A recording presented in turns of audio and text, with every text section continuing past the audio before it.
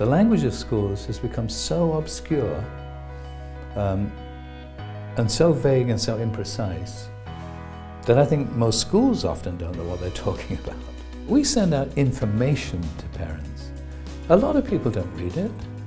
If there's no relationship, it doesn't mean anything to them. It's often obscure, it's often irrelevant to half the people reading it. If we start to explain to parents in very tangible ways, here's what your kid will emerge like, is that what you want? We'll be teaching them to become good with ideas, good with skills, and good people.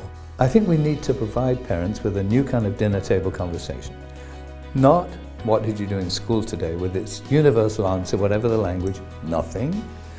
But tell me about what you've been learning about alternative energy sources in Romania. Tell me one shift in your thinking. You used to think that, now you understand that. So a common language with parents helps.